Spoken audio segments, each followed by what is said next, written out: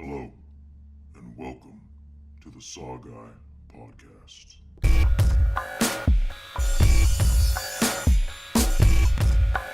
Like scary movies. What's your favorite scary movie? Here's Johnny. We'll tear your soul apart. The boogeyman is real, and you found him. Game over, man. Game over. What do you want? I want to hear you scream. From the front time, bitch! All right, we back on? We back on? All right, there we are. Here we are. SaWGuy here. Sorry about that. Little technical difficulties. But as always, I'm the SaWGuy, and welcome to the SaWGuy podcast show. I'm your SaWGuy, the host. Anyways, we got a very special episode today. Episode number 13. One of my other favorites. I had to put this in here as my favorite. You know why? Because 13 is one of my favorite numbers. And I'm going to talk about one of my other favorite movies called They Live. Ooh. A lot of people forget about this movie. This movie is one of the greatest, most underrated horror films, sci-fi horror films out there right now. And it still holds up today. It really is. And I'm excited to talk about it. I'm just like thinking of so much shit right now. Like, oh man. But anyways, let's get started, right? So if you never heard of this movie's called They Live. And it was made in 1998 by good old John Carpenter. One of the masters of horror, actually. You know, he was the one who did Halloween, The Thing, all that. But anyways, They Live. I'll explain the story in a second, but he got the idea from a cartoonist, and he was one of those political cartoonists. This guy who wrote it out, I forgot his name. What the hell? I wrote it down. Can't remember his freaking name. I wrote it down on these notes, but yeah. But anyways, the story was called 8 o'clock in the morning. And it was a political cartoon that basically showed how people are being controlled by aliens, right? So John Carpenter, he got this idea and said, why not we do a film and have people living with aliens but no one knows? Like a secret society thing, Illuminati, I guess, you know?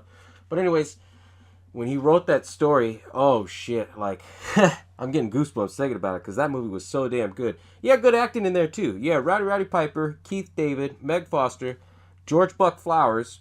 That name isn't a household name, but if you remember the bum off of, what movie was it? He played a bum in every movie. Wishmaster, he played a bum in Back to the Future. Damn crazy drunks, you know? But anyways, he's in this movie. And he basically showed his good acting chops in it. I was actually really impressed. But anyways, the whole movie, what it's about, if you've never seen it, if you're a horror fan, you know what I'm talking about, right? But anyways, with the movie, what it's about basically it follows Rowdy Piper's life. He's a drifter. He can't find work where he's from, so he drifts into this new town.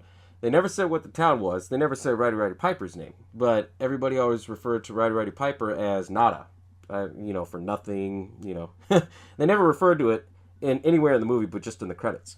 But anyways, it follows Rowdy Piper's character, and he's a drifter. Goes, from his home state to another home state, which looks like L.A., and basically, he's trying to look for work. He can't find any work, so he basically goes to this construction site and says, hey, let me work, for pay or whatever. You don't have to pay me or anything.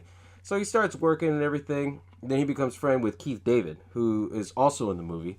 I forgot. I forgot his actual name in the movie, but anyways, Keith David is his, buddy or whatever. They become friends after working hard and everything. And then basically, once the job site was done, the job site manager, he was like, okay, you bum, you can't sleep your ass here. You got to go find a place to sleep, then come back to work, So Keith David offered him, hey, I'm going to this homeless shelter camp. You want to come follow me? And so he basically was following right behind Keith David the whole time, didn't talk to him. And they had not a little bit of a scuffle, but more or less like, I don't take shit from you, you don't take shit from me kind of thing. Tough guy, right? So Rowdy Piper goes to this homeless shelter. Well, it's like this camp, really. And he basically gets food, helps them out, and does all that. And the homeless shelter is run by this church across the street. As he's walking over there, he starts seeing like this reverend who's blind, and he starts talking about, they're taking over. These people, they live amongst us, and they're wasting and feeding away on our work and our wealth and everything. And so he gets a little curious and he starts seeing things. Like he's awake at 4 in the morning, and then he basically snoops in on this church that's right next to the homeless camp. Anyways, he goes in there and he starts seeing that people are talking. He sees that no one's singing in there at 4 in the morning, and he starts seeing all these boxes. He starts questioning it, but he's like, all right, fuck it, whatever. Next day comes rolling around. He basically, starts talking to Keith David and said, hey, something fishy's going on. Later on that night, that's when the cops come in, they bust it, and they destroy the camp, being assholes and everything.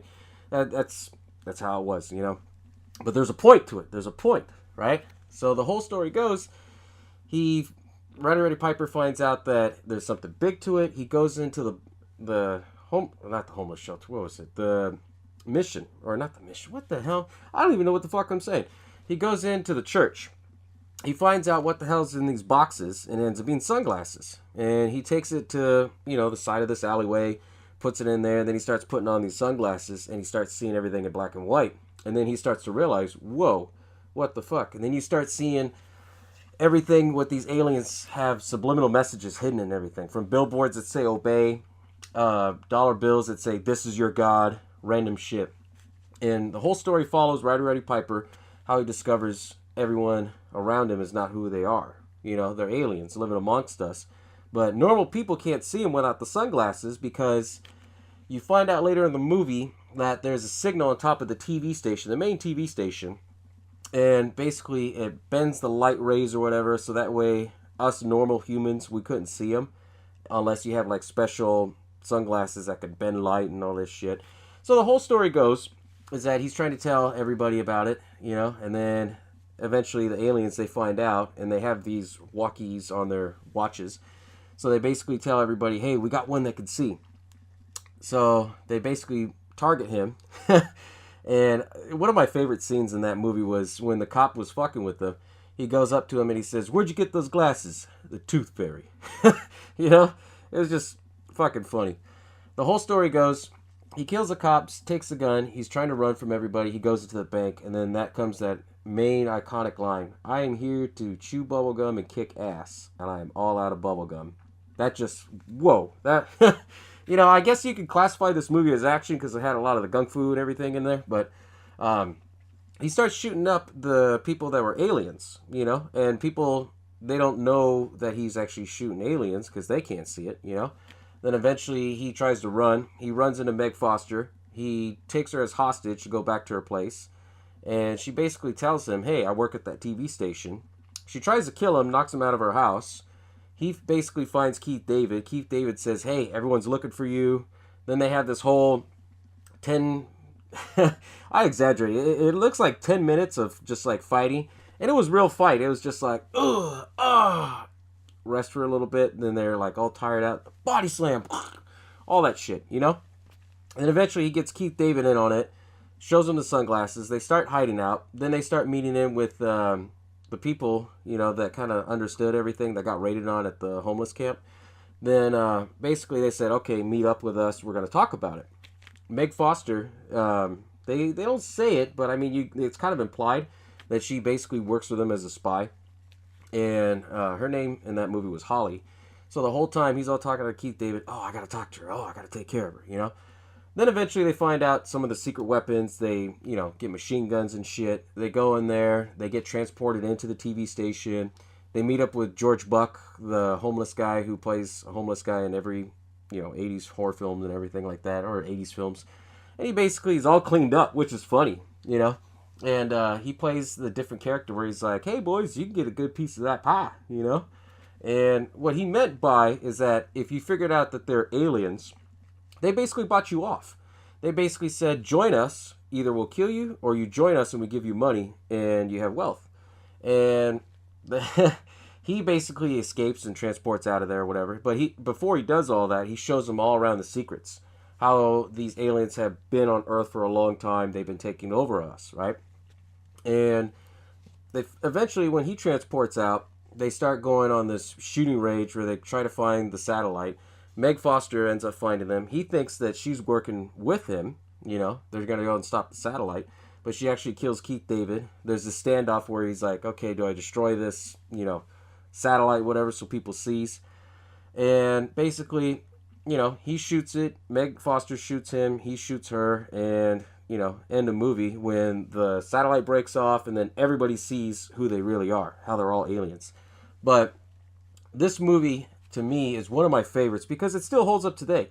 There's a lot of rumors with this movie, how it's speculated that I'm not a racist or anything like that, but there was, for the longest time, people were saying that it's about Jerusalem and the people from Jerusalem, how they're controlling the American population and this and this and that. It became a rumor so rampant, John Carpenter actually tweeted it out last year and said, hey, this movie had nothing to do about it. It was about Reaganomics and everything that was going on in the 80s. So, yeah.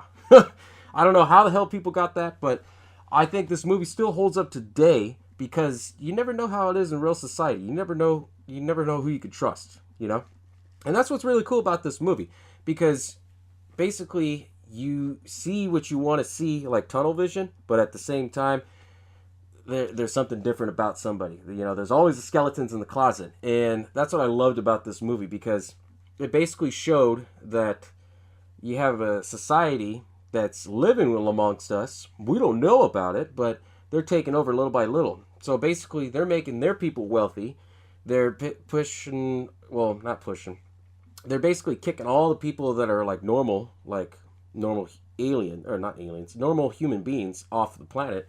And they're basically like taking over our jobs and everything. And not too many people know about it. And I like that movie because it plays in a lot of what's going on in our society. I guess you can say this movie is more of a social horror film now because of the fact of how odd and how different it is.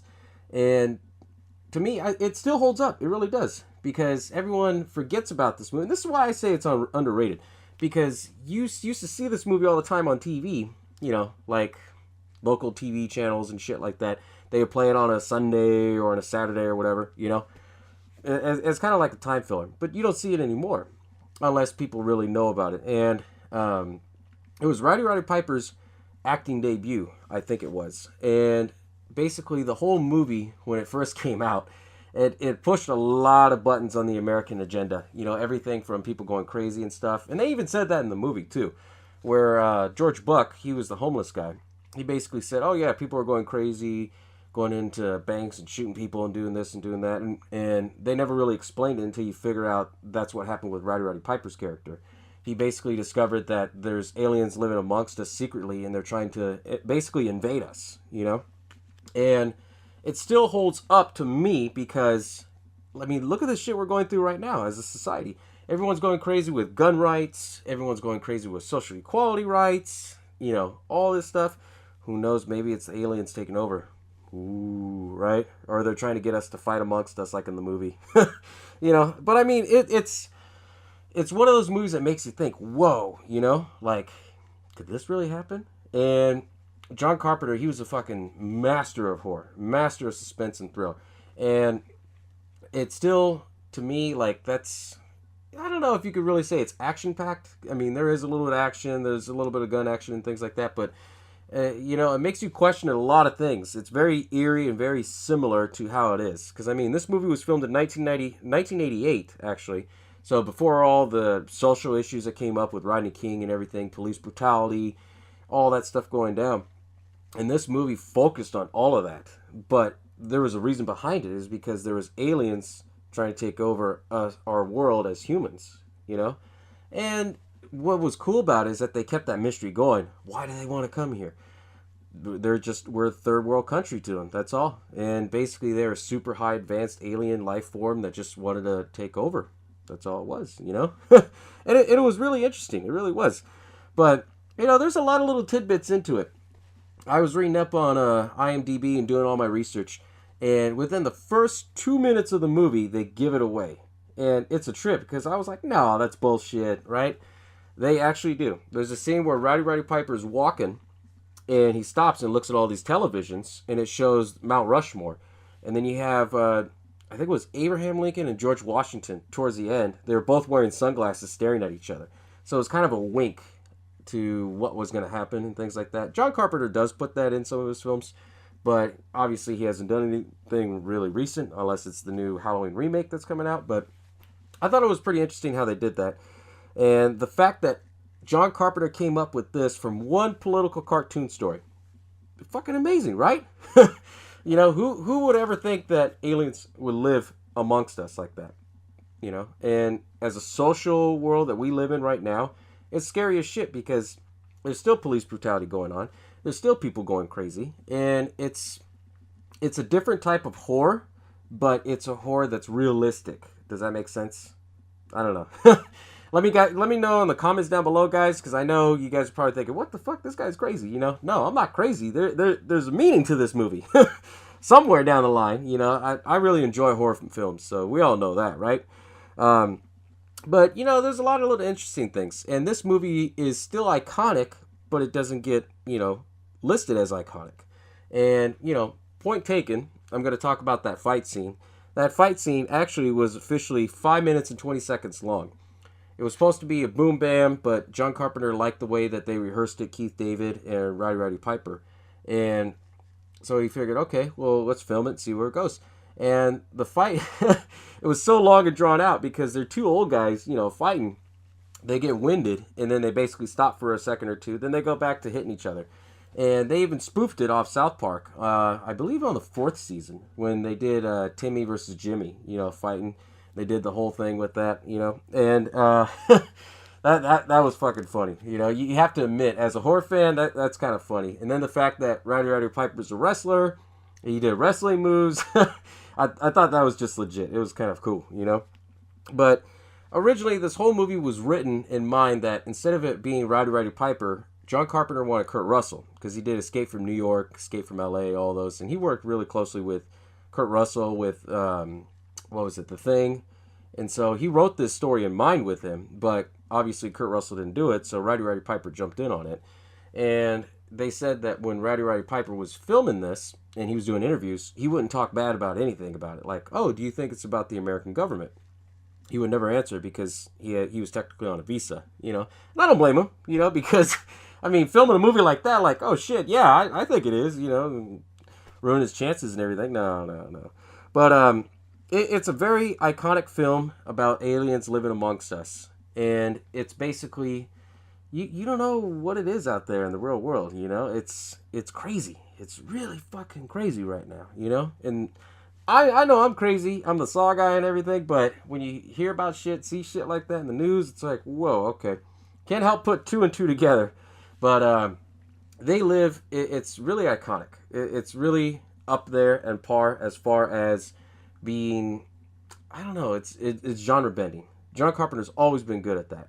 But with They Live, I know for a fact, like, I believe, and there, you know, I was talking to a few people on Facebook and Twitter about this. Everyone's asking me, do you think there should be a remake to it? Do you think that movie was so iconic it can never be redone again? And you all are going to go crazy with this and type into the comments and everything. Let me all know. But fuck yeah, they should do a remake. You know why they should do a remake or a sequel? Because, like I said, I'm going to go back to what I said again. Look at the world we live in. Look at how everything is. I would say if somebody, now I'm pitching this out there, and if it happens, give the SaWGuy credit for this, all right? This is my idea if I did the remake. I would make it so that way it takes place in this time. Donald Trump's the leader of everything. We all don't know that. You know, I mean, I'm not bashing on government or anything. This isn't political. This is a horror channel, so give me a second, you know. Basically, Donald Trump, he would be like the leader of everything and basically would control everything. And he would have normal people working alongside of him, stirring up the pot, basically, like with the gun rights movement or with the civil rights movement. Things like that are going on right now in our society. And basically, somebody comes along, finds out the secret, and boom, you have a horror film, right? Wouldn't that be a good remake? I mean, that's just, whoa. I mean, that shit still holds up to this day. And when the original They Live came out, Ronald Reagan was in office, and they basically, this whole movie was kind of more or less like poking fun at the government or like the political system, how it's, you know, I wouldn't say dirty, I would say more corrupt, you know, and I'll get into the zombies and how they look in a second. But anyways, he wanted to capitalize on all that corruption and everything, which brings me back down to the aliens right now and how they look. I might have said zombies Did I say zombies? If I said zombies, let me know in the comments because I might have fucked up. But basically, I was reading on my notes. John Carpenter, he wanted to have the aliens more like human / zombie look, but at the same time, he wanted them to look like corruption. You know, the fucked up eyes, the big teeth, the squiggly skin. And the fact that he did it in black and white was just whoa, you know? The fact that he did it completely different. Not too many people did the black and white thing in different scenes in the same movie. But he was one of the ones that kind of engineered it a little bit. So that way, I mean, it obviously cut down on effects, you know, made it cheaper. But the fact that he was doing what he did, where Roddy Piper would put on the sunglasses, everything was black and white, and you could see who was a real person, who was an alien kind of deal. And it was pretty cool how he did that. But he wanted to match like the aliens to look more like about corruption, because that's what they were. The aliens were there to corrupt what we were as a society, and they were going to take over. And that's what this whole movie's about. And you can make an argument and a point about that right now, what's going on in our world, but I mean, if you think about it, that'd be a damn good remake. I'd go and see that movie. I don't know about y'all. Would you see that remake? So, I'm probably seeing like some people liking it, some people disliking it. But I'll tell you what, if that movie comes out, you remember you heard it first on the SaWGuy podcast. I was the crazy one that came with the idea. Boom, right? But anyways, that movie, it's, man, not enough good things I could say about that. And some of you guys saw my skit. You guys listening on the audio side of it. I did a little skit where I actually wore a mask that I made of, it's a Donald Trump mask, but I kind of tweaked it up a little bit to kind of look like Billy or Saw. So that way it's a SaWGuy version of Trump mask. And it was kind of like my wink at one of the scenes in the movie where it shows Roddy Piper, he's watching a TV, and it shows a political figure. It never showed who it was, but it showed a political figure, and he was talking about politics, and he had a sign behind him that said obey. And he's talking about making, you know, rights this, we're going to do these rights, that rights, and Roddy Piper would say, oh, yeah, you know, that's all bullshit. We all knew that was, you know. And that was basically what my whole scene was. Not trying to point out any fun on anything like that, but if you've seen They Live, you know where I'm going with it, you know, because I'm all about the horror films. But anyways, like I said, if you've never seen They Live, I can tell you right now, you used to be able to find that movie everywhere. Not so much now. I mean, every now and then it might pop up in Halloween time, like at, you know, your big stores like Target or Walmart and shit. But if you see that movie on DVD, it's usually a couple bucks. If you've never seen it, check it out. It's for sure got to be on Amazon somewhere, or occasionally they'll put it on Netflix. But I recommend seeing that movie. It'll open your eyes on things. Because I know when I talk to people about They Live, they look at me like, what the fuck are you talking about? They Live? What? I never seen that movie. Then you describe it to them like, oh yeah, I remember that movie. Yeah. But they never really gave a name to the aliens. They just called them they. While we sleep, they live, you know? While we sleep, they take over. And that's basically what the whole premise of this whole movie was about. And with this movie, it really stood out because of so many different factors. I mean, it's a social horror film, but also sci-fi, but also suspense and thriller. But it basically plays on so many of real humanistic fears that make this such a standing film. You could watch this film in the 80s and still be scared. You could watch this film now and still be scared or have that anxiety built up. Like, okay, is the government really like this? Is there people out there like that? You know, and then just one thought and just, you know, there goes the whole screws and everything, right? And that's what makes this film really damn good.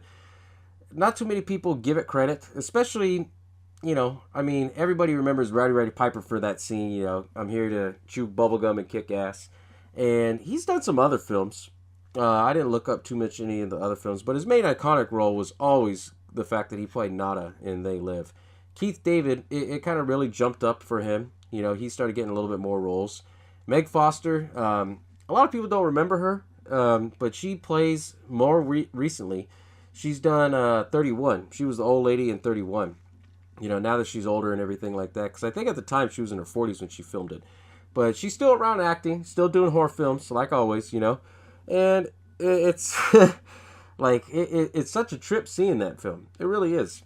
If you've never seen it, SaWGuy here is recommending you to go see that movie. Because you will not be disappointed. There is a lot of slow parts into it, with all the talking and the conspiracy theories and shit like that, but it's got to build up to a good point to get you hooked. And that's how John Carpenter has always done his films. Always, You can look at it that way with Halloween, The Thing, everything else that he's done too, But that's basically one of my favorite films, because I remember seeing this film. The first time I saw this film, I saw it on the Sci-Fi Channel when I was 13. So this is a long time ago, And I never knew what the name of the movie was, but I've always loved the iconic Alien, where you see him on the podium and he's talking about politics and shit. Then you see how Roddy Piper puts on the actual sunglasses for the first time, and you see all these billboards and everything are all white with the big bold text, obey, marry and reproduce, You would see like all these hidden subliminal messages in between things, like in the money, like the guy's holding the cash or the actual $1 bill. This is your God. It speaks volumes. It's like, whoa, okay, okay, I could deal with that. This is a good film, But, now, I don't think you'll ever see this movie play on TV very often. If they do, it's usually kind of tied in during Halloween time and things like that. With all the craziness in the world and all the stuff that's going on, it's just, I don't see it, because then it makes people think things, I'm not here to make you think. I'm here to kind of talk to you about horror films and get you to think like, oh shit, that can be scary because this could happen, And, that's my take on it. That's the SaWGuY's take, But, honestly, it's a really good film, really good actors, good acting. Special effects, you didn't need a film like this to have all kinds of special effects. They did a damn good job on the makeup. I couldn't find much on the makeup stuff, but, it's more or less, I'll have to look it up and then post it on there later and see who did all the makeup and all the visual effects. I know John Carpenter, he sketched it out, but I don't know if he did, he didn't do the makeup, obviously, but I know he had his hand in it. But anyways, there's also, too, like with They Live, with it still being iconic, if you go on Google and you type in They Live, you'll see a lot of crazy shit on there. And I think the funniest thing is seeing is like the way how they do the alien faces over, big figures, famous people. When Obama became president, they did one with Obama. When Kim Kardashian supposedly broke the internet with that, booty shot or whatever, with her popping the bottle of wine, they did a picture of her dressed as the alien, or They Live, and you still see it. The art out there, like the alien, the design and everything is just amazing. If you see the art, if you like dark art and things like that, and you're into horror art, you'll see a lot of They Live. I forgot the name of the artist, but he's the one who has his own company called Obey, and it was like a skater brand, and it had Andre the Giant's face on there. That's where he got the name from. Obey was because of They Live, and you'll still see a lot of different things about it out there, just not a whole lot. Nobody really talks about it. It's kind of undergroundish still a little bit, but if you've ever get a chance to see this movie, check it out. I swear you will not be disappointed on it. Not at all. I wasn't. And that was shit years ago when I first saw it, and I'm still talking about it now, including this episode. But I had to bring this episode up, for episode number 13. It's always iconic with the lucky number 13. What better way to do it than They Live, Talk about everything that's going on and all that other shit, and the craziness that's in our world that could be followed kind of similar like this. There's a lot of strong correlation to it. There's a lot of hidden meanings to it. Let me know what you guys think about it. What's your meaning behind it? Do you guys think that the remake would be good? Would a remake not be good? Would a sequel be better? I honestly, before Rowdy Piper died, I think this would have been a damn good remake and a sequel. But now that he's passed on, I think it's iconic enough to where they would have to restart from scratch and build it back up and do it as a reboot. That would suck if they do it as a sequel, not with him around anymore. But I think it would do good. It really would. It's a different film. It's odd. But let me know what you guys think in the comments. I know my episodes are only 30 minutes. I go on and on talking more about the in-depth meanings and everything like that. But, I see the little clicker down over here, and it's, already at 29 minutes. So I'm like, ah, shit. But who knows? Maybe I might do a part 2. Maybe they might do a remake. Who knows? We'll see. I'll keep you guys posted on it. But thank you for tuning in to the SaWGuy podcast. As always, I'm the SaWGuy. That's all I got, and I'm out. Tune in to, the next episode 14. Haven't decided to announce it yet, but it's going to be another good one. So stay tuned on it. But thank you for tuning in. Bow down to the